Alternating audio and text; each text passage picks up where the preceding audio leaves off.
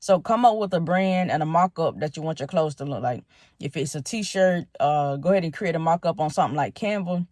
Get on Facebook and send it out to your close family and friends. The reason I say Facebook is because Facebook is more family oriented than Instagram or YouTube. So get on Facebook, send it out to your family and close friends. Let them know that, hey, I'm coming out with a clothing brand, and this is what my clothing brand is going to look like.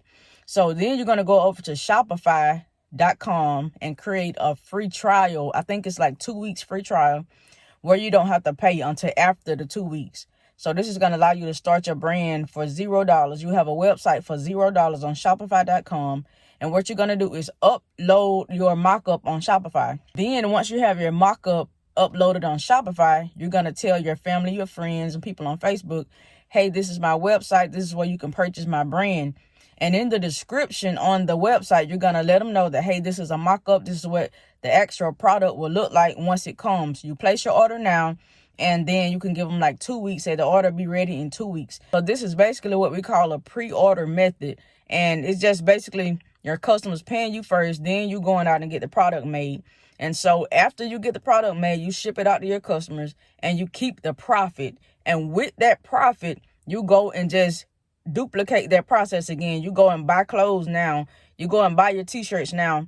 And then you have t-shirts to get to sell to the rest of your customer base, to the rest of the people on Facebook, to the rest of your family, to the rest of your friends, to people outside of that group. Let me talk about this right quick too. If you have LLC, resale license or wholesale license or something like that, you can get your shirts basically the same price as the screen print company. So if you go to the screen print company without these, they may charge you like $4 or $5 for a blank shirt and then another $4 to print on it. So that would be like $9 total for the whole shirt.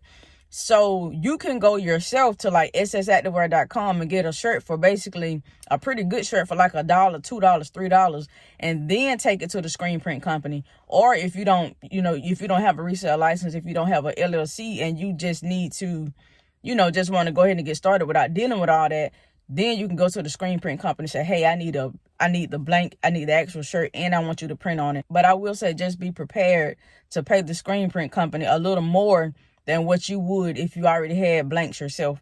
So, because they had to get that money some kind of way. But just starting out and testing, you can get shirts from Hobby Lobby, Michaels, if you have a Joann's in your city. All these places sell blank t-shirts. The number one thing I would say about the pre-order is they would have to trust you. You got to be somebody that they're able to trust. You got to be somebody that, they take serious, because if people think you're going to take their money and not ship them their product, then you're not going to do good with your pre-order.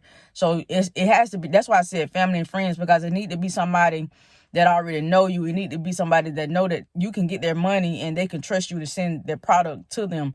So this is basically how pre-order works. You have to have trust with the customer first. You have to build that trust with the customer. So that's probably gonna be the only way that this method works. And also, your brand need to be something that they would really resonate with, a message that they can really relate to, because people, believe it or not, people don't just be wearing anything. They be wanting to know like what your brand is about, who is it for, like what does this mean that I'm wearing on my chest, what is it saying.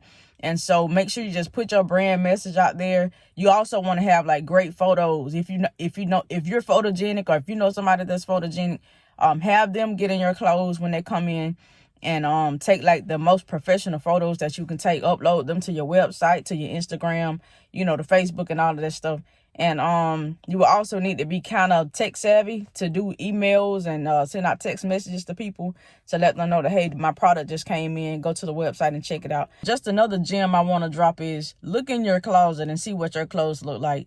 See what style they are. Look at your family. Look at your friends. Look at your, the people that you hang with, and see what type of clothes they wear. This is going to give you an idea of what you may need to put out, the type of t-shirt that you may need to put out, because you want to put out something that's going to sell immediately.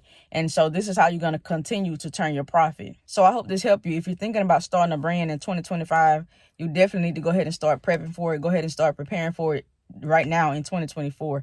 And I can do more in-depth videos like this if you need them. Just let me know. Just comment down below. And if so, I'll start making more videos like this, especially if you think about starting a brand or selling some type of product or anything having to do with starting a website, e-commerce, or anything like that. But just make sure you like, comment, subscribe. See you in the next video.